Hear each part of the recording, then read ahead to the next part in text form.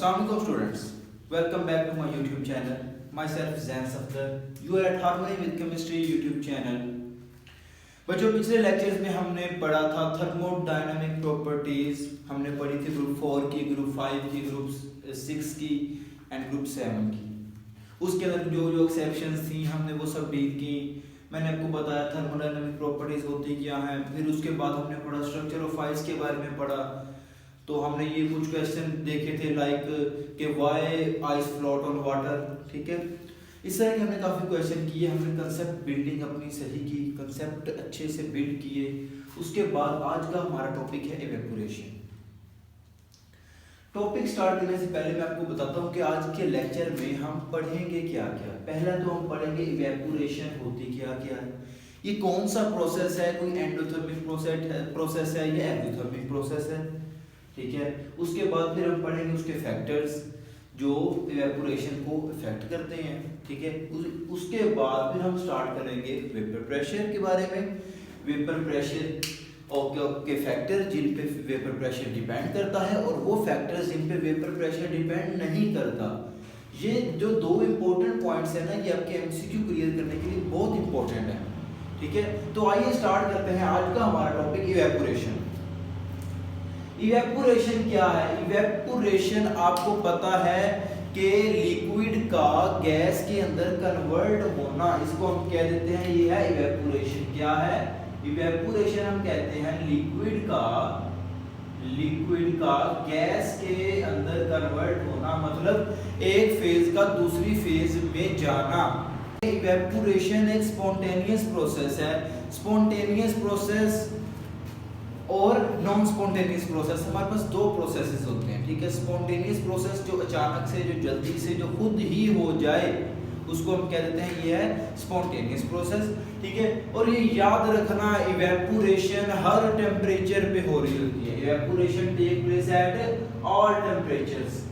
ठीक है, मतलब कि फर्ज करें आप सोचते हैं इवेपोरेशन होता है हमारा एक बच्चों का एक कंसेप्ट होता है क्या कि लिक्विड का गैस में कन्वर्ट होना, मतलब कि पानी जो है सिर्फ बॉयल होता है किस पे, 100 डिग्री सेंटीग्रेड पे. तो बच्चे ये अक्सर यही समझ रहे होते हैं कि इवेपोरेशन सिर्फ 100 डिग्री सेंटीग्रेड पे होगी.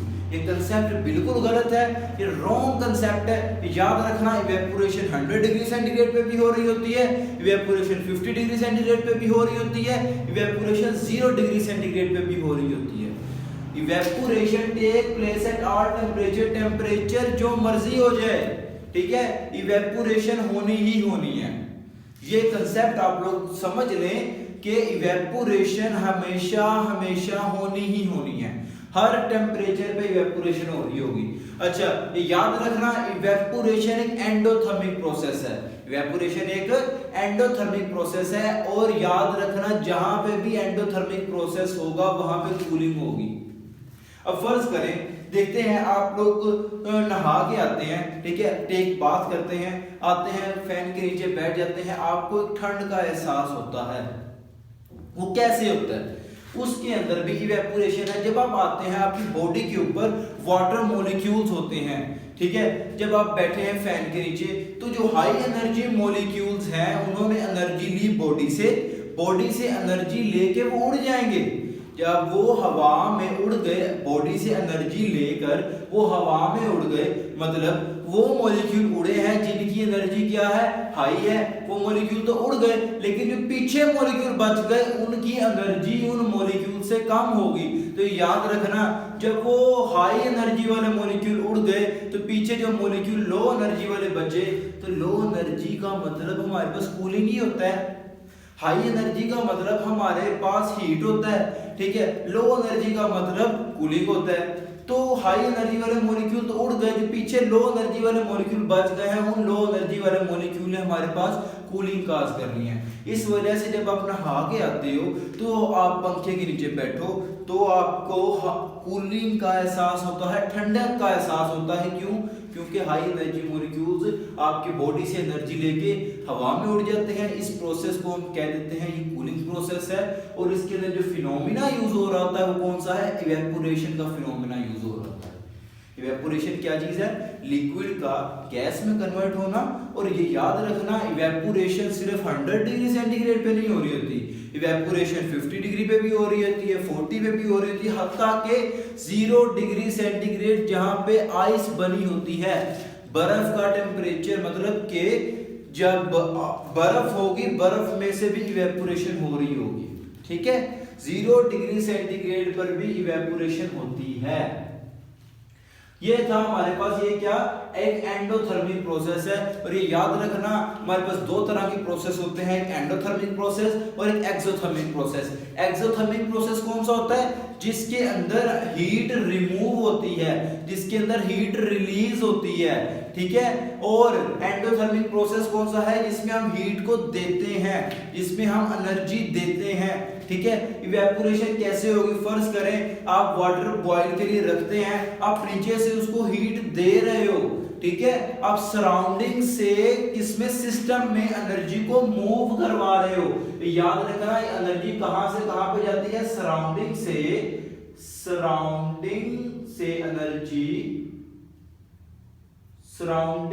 एनर्जी जा रही होती है हमारे पास किसके अंदर? सिस्टम के अंदर, ठीक है। सराउंडिंग से एनर्जी हमारे पास सिस्टम के अंदर जा रही हो तो इस प्रोसेस को हम क्या देते हैं? ये एक एंडोथर्मिक प्रोसेस है, ठीक है। और एंडोथर्मिक प्रोसेस एक कूलिंग काजिंग प्रोसेस है, कूलिंग होती है, ठीक है। और एक्सोथर्मिक प्रोसेस के अंदर क्या होता है? इसका रिवर्स होता है, सिस्टम से सराउंडिंग के अंदर एनर्जी जा रही होती है और ये कूलिंग प्रोसेस नहीं है। तो याद रखना, इवेपोरेशन एक कूलिंग प्रोसेस है, ठीक है। और ये याद रखना कि evaporation is not the property of gases, evaporation is the property of liquids and may be the property of solids. Solid पहले मेल्ट होते हैं देन इवेपोरेट होते हैं, ठीक है। तो इसका मतलब ये हुआ कि सिर्फ और सिर्फ लिक्विड्स की ही प्रॉपर्टी है क्या? इवेपोरेशन, गैस इवेपोरेट नहीं होती, ठीक है। यहां तक आपको बात समझ आई। अब यहां पे अब हम देखते हैं कुछ फैक्टर्स, 4 फैक्टर हैं जिन पे इवेपोरेशन डिपेंड करती है। कौन कौन से? Temperature, intermolecular forces, surface area and the nature of substance that's known as polar substance. देखते हैं अब हम क्या, टेम्परेचर ज्यादा होगा तो इवेपोरेशन ज्यादा होगी।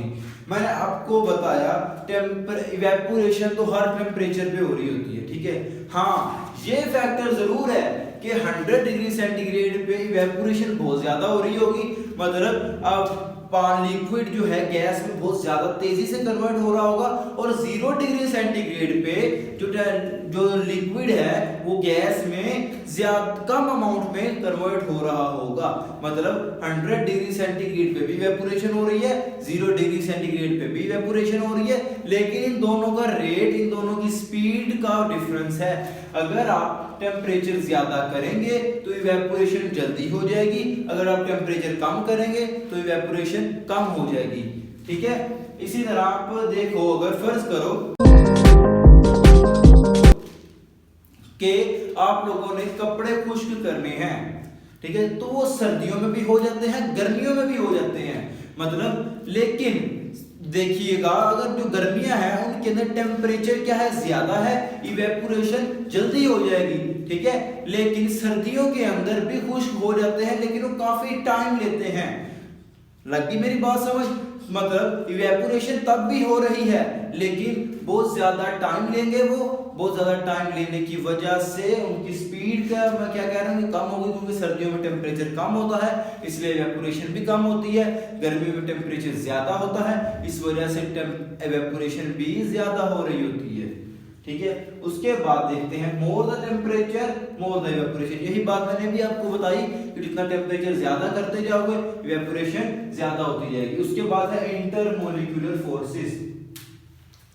इंटरमोलिक्यूलर फोर्सेस क्या होती हैं? वो फोर्सेस जो एक मॉलिक्यूल को दूसरे मॉलिक्यूल के साथ बाइंड करके रखे। ठीक है। अब जितना IMF ज्यादा, IMF मतलब इंटरमोलिक्यूलर फोर्सेस, ये मैं आपको पिछले लेक्चर्स में इंटरमोलिक्यूलर फोर्स वाले लेक्चर में मैं डिटेल से समझाया था कि इंटरमोलिक्यूलर फोर्सेस क्या होती हैं, इनका क्या इफेक्ट होता है। हमने बहुत सी टाइप्स भी पढ़ी थी, लाइक हाइड्रोजन बॉन्डिंग पढ़ी थी हमने लंदन डिस्पर्जन फोर्सेस पढ़ी थी, डायपोल डायपोल फोर्सेस पढ़ी थी, आयन डायपोल फोर्सेस पढ़ी थी, डायपोल इंड्यूस्ड डायपोल फोर्सेस पढ़ी थी, ठीक है। तो ये देखो इंटरमोलिक्यूलर फोर्सेस क्या होती हैं, जिसका जो एक मॉलिक्यूल को दूसरे मॉलिक्यूल के साथ बाइंड करके रखे, उस फोर्स को हम कहते हैं इंटरमोलिक्यूलर फोर्सेस। अब intermolecular forces inversely proportional to the evaporation. अब जितनी इंटरमोलिक्यूलर फोर्सेस ज्यादा होंगी, एक मॉलिक्यूल ने दूसरे मॉलिक्यूल को जितनी ताकत से पकड़ा होगा तो वो उसको इवेपोरेट नहीं होने देगा, ठीक है। तो हमें क्या है, ज्यादा एनर्जी चाहिए होगी इन दोनों के दरमियान बने हुए बॉन्ड को तोड़ने के लिए। इंटरमोलिक्यूलर फोर्सेस ज्यादा होंगी तो इवेपोरेशन उतनी ही कम होगी। इंटरमोलिक्यूलर फोर्सेस ज्यादा होंगी तो इवेपोरेशन कम होगी। अगर इंटरमोलिक्यूलर फोर्सेस कम है तो बॉन्डिंग जल्दी टूट जाएगी, जितनी जल्दी बॉन्डिंग टूट जाएगी इवेपोरेशन ज्यादा हो जाएगी, ठीक है। मॉलिक्यूल लिक्विड से सॉलिड में, गैसेस में जल्दी कन्वर्ट हो जाएंगे। तो ये होती है हमारे पास इंटरमोलिक्यूलर फोर्सेस। ये देखो मैंने अभी आपको बताया, more the intermolecular forces less the evaporation, ठीक है। जितनी इंटरमोलिक्यूलर फोर्सेस ज्यादा होंगी, बॉन्डिंग ज्यादा स्ट्रांग होगी मॉलिक्यूल के दरमियान, तो जितनी बॉन्डिंग ज्यादा स्ट्रांग होगी वो उसको इवेपोरेट नहीं होने देगा। जब वो उसको इवेपोरेट नहीं होने देगा तो फिर वो कौन सी इवेपोरेशन उसकी कम होगी। यहां तक लगी समझ। उसके बाद हम देखते हैं सरफेस एरिया। जितना सरफेस एरिया ज्यादा होगा, जितना सरफेस एरिया ज्यादा होगा उतनी इवेपोरेशन ज्यादा होगी। फर्ज करें आप एक बाउल लेते हैं, छोटा बाउल है, उसके अंदर भी आप पानी को रख दें, ठीक है। और एक बड़ा बाउल है जिसका, तो उसके अंदर भी आप पानी को डाल के रख दें। सेम अमाउंट रख रही हैं आप, तो आपने दोनों के अंदर अमाउंट दोनों में सेम हो, आप उसको धूप में रख देते हैं, ठीक है।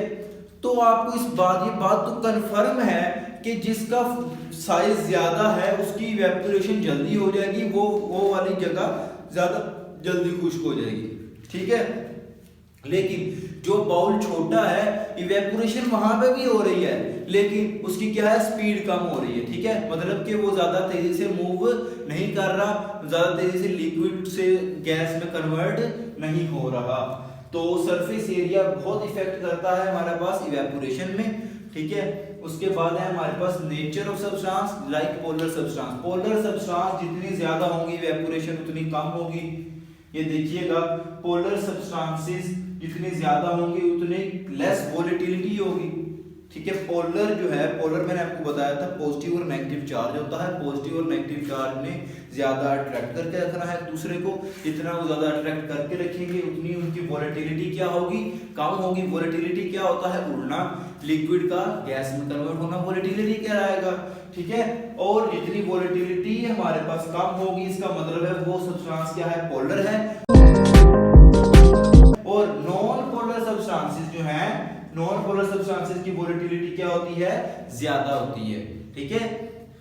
तो इसका मतलब जिसकी वोलेटिलिटी कम होगी उसकी इवेपोरेशन कम होगी। तो मतलब कि पोलर सब्सटेंसेस की इवेपोरेशन कम होगी जबकि नॉन पोलर सब्सटेंसेस की इवेपोरेशन ज्यादा होगी। लगी समझ। अब मैं आपको एक दफा रिव्यू देता हूं क्या आज हमने पढ़ा है। इवेपोरेशन के पहले मैंने आपको बताया कि होती क्या है, लिक्विड का गैस में कन्वर्ट होना। ये कौन सा प्रोसेस है, स्पॉन्टेनियस प्रोसेस है। और किस किस टेम्परेचर पे हो रही होती है, हर टेम्परेचर पे हो रही होती है। आपको एमसीक्यू पूछे कि which of the following is a temperature where evaporation occurs, वो आपको बताए 0 degree centigrade, 40 degree centigrade, 100 degree centigrade, और डी में लिख दे कि ऑल ऑफ दीज। तो आपने लिखना है ऑल ऑफ दीज टेम्परेचर पर इवेपोरेशन होती है, ठीक है। और उसके बाद ये हमारे पास कौन सा प्रोसेस है, एंडोथर्मिक प्रोसेस है जिसके अंदर हमें एनर्जी चाहिए, ठीक है। और क्या होता है कि हाई एनर्जी मॉलिक्यूल इवेपोरेट हो जाते हैं, लो एनर्जी मॉलिक्यूल वहीं पे रह जाते हैं, जिस वजह से हमारे पास कूलिंग होती है। और इस हमारे पास इसको प्रोसेस को हम कहते हैं कूलिंग, और ये जो फिनोमिना है इसको हम कहते हैं इवेपोरेशन।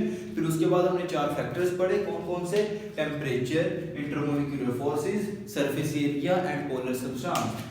तो टेम्परेचर क्या है, directly proportional to the evaporation है, जितना टेम्परेचर ज्यादा होगा उतनी इवेपोरेशन ज्यादा होगी, जितनी इंटरमोलिक्यूलर फोर्सेस ज्यादा होंगी उतनी इवेपोरेशन कम होगी, जितना सरफेस एरिया ज्यादा होगा उतनी इवेपोरेशन ज्यादा होगी, ठीक है, और जितने हमारे पास पोलर सब्सटेंस होगी उसकी इवेपोरेशन उतनी ही कम होगी, ठीक है स्टूडेंट। यहाँ तक तो हमारे पास ये हो गया इवेपोरेशन का, और ये मैंने आपको बताया था it's not a property of gases, ये गैस की प्रॉपर्टी नहीं है, ये प्रॉपर्टी है हमारे पास सिर्फ और सिर्फ लिक्विड्स की। देन हम देखते हैं वेपर प्रेशर के बारे में। वेपर प्रेशर क्या होता है, वो प्रेशर जो वेपर्स एक्सर्ट करें। वेपर्स क्या होती हैं, मतलब गैसियस फॉर्म में जो चीज प्रेशर एक्सर्ट करे उसको हम क्या कहते हैं, वेपर प्रेशर। ये क्लोज सिस्टम में होता है, ये कभी भी ओपन सिस्टम में नहीं होगा।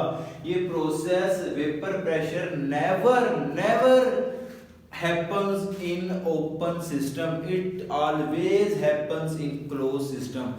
लाइक आपका एक प्रेशर कुकर है, उसके अंदर जो पानी आप नीचे से हीट दे रहे हो तो जो ऊपर से प्रेशर लग रहा है उस ढक्कन के ऊपर, उसको हम कह देते हैं ये है हमारे पास वेपर प्रेशर, ठीक है।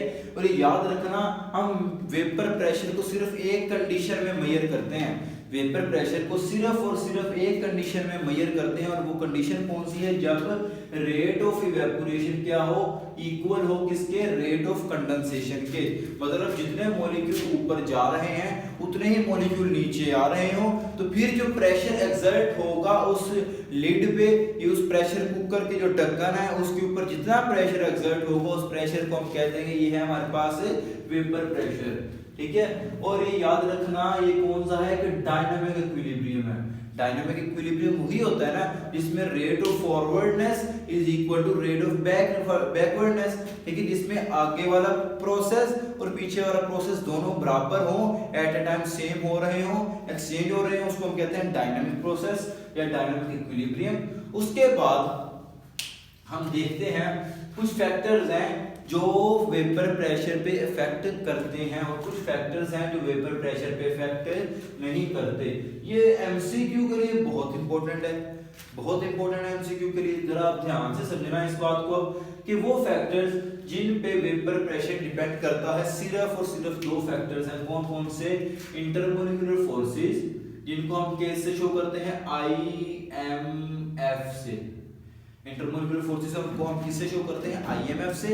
Vapour pressure is inversely proportional to the intermolecular forces. Concept बिल्कुल वही वाला आ गया, क्या, इंटरमोलिक्यूलर फोर्सेस जिसकी जितनी ज्यादा होंगी, देखो एक मॉलिक्यूल ने दूसरे मॉलिक्यूल को बहुत कस के पकड़ा हुआ है, बहुत अट्रैक्ट किया हुआ है, ठीक है, तो उसकी जितनी वेपर उसकी इवेपोरेशन क्या होगी, कम होगी, ठीक है। इतनी इंटरमोलिक्यूलर फोर्सेस ज्यादा, यहाँ पे मैंने अभी आपको बताया इंटरमोलिक्यूलर फोर्सेस ज्यादा होंगी तो इवेपोरेशन क्या होगी, कम होगी, और जितनी इवेपोरेशन कम होगी वो उड़ेगा ही नहीं, ठीक है, वो लिक्विड से गैस में कन्वर्ट ही नहीं होगा, तो वो जाके प्रेशर क्या खा कर लगाएगा। बात समझने वाली है ना, कि जिसने इवेपोरेट ही नहीं होना, इंटरमोलिक्यूलर फोर्सेस ही इतनी ज्यादा स्ट्रॉन्ग है कि वो इवेपोरेट हुआ ही नहीं। जब वो इवेपोरेट ही नहीं हुआ तो उसमें प्रेशर तो लगाना ही नहीं, तो वेपर प्रेशर एक्सर्ट ही नहीं होगा, ठीक है। तो आपके पास एक ट्रेंड है क्या, सबसे ज्यादा वेपर प्रेशर किसके पास है, आइसोपेंटेन के पास। तो ये याद रखना, जिसके पास प्रेशर सबसे ज्यादा होगा उसके अंदर इंटरमोलिक्यूलर फोर्सेस उतनी ही कम होंगी, ठीक है, इसका मेल्टिंग एंड बॉइलिंग पॉइंट कम होगा। इसके अंदर इसका वेपर प्रेशर क्या है, ज्यादा है, उसके बाद वेपर प्रेशर आता है हमारे पास एसीटोन का, देन अल्कोहल का, अल्कोहल के बाद वाटर, वाटर के बाद एनिलीन, एनिलीन के बाद मर्करी, मर्करी के बाद ग्लिसरॉल। तो इसका ये मतलब हुआ सबसे इन सब में सबसे ज्यादा वेपर प्रेशर, सबसे ज्यादा IMF किसके अंदर है, सबसे ज्यादा IMF ग्लिसरॉल के अंदर है, इस वजह से उसका वेपर प्रेशर इनमें से सबसे कम है, ठीक है। तो ये था हमारे पास फैक्टर वेपर प्रेशर का इंटरमोलिक्यूलर फोर्स के साथ। अब हम देखते हैं वेपर प्रेशर का इफेक्ट इसके साथ, टेम्परेचर के साथ, ठीक है। तो ये बात याद रखना कि vapour pressure is directly proportional to the temperature. जितना आप टेम्परेचर बढ़ाते जाओगे, फर्ज करो दो मॉलिक्यूल हैं, इन्होंने आपस में पकड़ा हुआ एक दूसरे को, और इनका आप टेम्परेचर इंक्रीज कर दो, आप जो एनर्जी देनी है वो क्या है, आप इंक्रीज कर दो, तो ये मॉलिक्यूल किसी ना किसी टाइम तो टूटेंगे ना, इनका बॉन्ड जो है आपस में दरमियान वाला टूटेगा। तो मतलब जितना टेम्परेचर ज्यादा होगा उनके जो मॉलिक्यूल है दरमियान में ये टूटेंगे, जब ये टूटेंगे तो ये ऊपर इवेपोरेट होंगे, इवेपोरेट होंगे तो ये क्या एक्सर्ट करेंगे, प्रेशर एक्सर्ट करेंगे, उस प्रेशर को हम क्या कहते हैं, ये है हमारे पास वेपर प्रेशर। ओके, लगे समझ। और इसके हम एग्जांपल देखते हैं कि 0 डिग्री सेंटीग्रेड के ऊपर हमारे पास जो 4.6 टॉर प्रेशर मौजूद होता है, वेपर प्रेशर, ठीक है, जबकि 100 डिग्री सेंटीग्रेड पे हमारे पास वाटर का, किसका है, हमारे पास वाटर की बात कर रहे हैं हम, कि 100 डिग्री सेंटीग्रेड पे उसका प्रेशर कितना होगा, 760 टॉर। ठीक है, ये थे दो फैक्टर्स जिन पे वेपर प्रेशर इफेक्ट करता है। जितने ये दोनों इंपॉर्टेंट हैं कि किस पे इफेक्ट करता है, उतने ही ये तीन इंपॉर्टेंट है कि किस पे इफेक्ट नहीं करता। ये याद रखना कि वेपर प्रेशर हमारे पास सरफेस एरिया पे इफेक्ट नहीं करता। ठीक है, तो ये देखो जो हमारे पास सरफेस एरिया है ये इवेपोरेशन पे तो इफेक्ट करता है, लेकिन जो वेपर प्रेशर है उस पे इफेक्ट नहीं करता। और क्यों नहीं करता, because it's a close system. ये किसमें होता है, एक क्लोज सिस्टम के अंदर ये प्रोसेस हो रहा होता है, जिस वजह से सरफेस एरिया पे इफेक्ट नहीं करता। ठीक है, वॉल्यूम ऑफ कंटेनर पे वेपर प्रेशर इफेक्ट नहीं करता। ठीक है, क्यों, फिर आंसर सेम ही है, क्योंकि ये एक क्लोज सिस्टम है। ठीक है, और उसके बाद हमारे पास अमाउंट ऑफ लिक्विड पे भी हमारे पास इफेक्ट नहीं करता वेपर प्रेशर, और आंसर सेम ही है, क्या है, क्लोज सिस्टम है ये, जिस वजह से सरफेस एरिया पे, वॉल्यूम पे और अमाउंट ऑफ लिक्विड पे वेपर प्रेशर डिपेंड नहीं करता। इसके बाद हम देखते हैं एमसीक्यू देखते हैं, जो कि हमारे कंसेप्ट को क्लियर करने के लिए बहुत ही इंपॉर्टेंट है। तो आइए हमारे इस पूरे टॉपिक की एक समरी समझ लें आप लोग। तो ये देखते हैं क्वेश्चन क्या है, व्हिच ऑफ फॉलोइंग है मोर वेपर प्रेशर। तो आपको इस बात का पता है कि ये पॉइंट हम देखते हैं, अगर आप ये पॉइंट आपको समझ आया है तो क्या है, vapour pressure is inversely proportional to the intermolecular forces. तो इसने पूछा है किसका वेपर प्रेशर सबसे ज्यादा है, तो आपको ये इस बात का पता होगा जिसकी इंटरमोलिक्यूलर फोर्सेस कम होगी, हमने वो इन चारों में से देखना है। ठीक है, तो अब आपको पता है कि इसके अंदर कौन सी है, हाइड्रोजन बॉन्डिंग प्रेजेंट हो गई। ठीक है, इन सब के अंदर हाइड्रोजन बॉन्डिंग प्रेजेंट है। तो ये याद रखना, जितना हमारे पास यहाँ पे इलेक्ट्रोनेगेटिविटी ज्यादा होगी उतनी हाइड्रोजन बॉन्डिंग ज्यादा होगी, जितनी हाइड्रोजन बॉन्डिंग ज्यादा होगी उतना हमारे पास वेपर प्रेशर कम होगा। ठीक है, तो इसका मतलब हमने वो वाला देखना है इन चारों के अंदर जिसके अंदर कम से कम नंबर ऑफ कार्बन्स होंगे, हमने वो देखना है जिसके अंदर लेस कार्बन नंबर होंगे, लेस कार्बन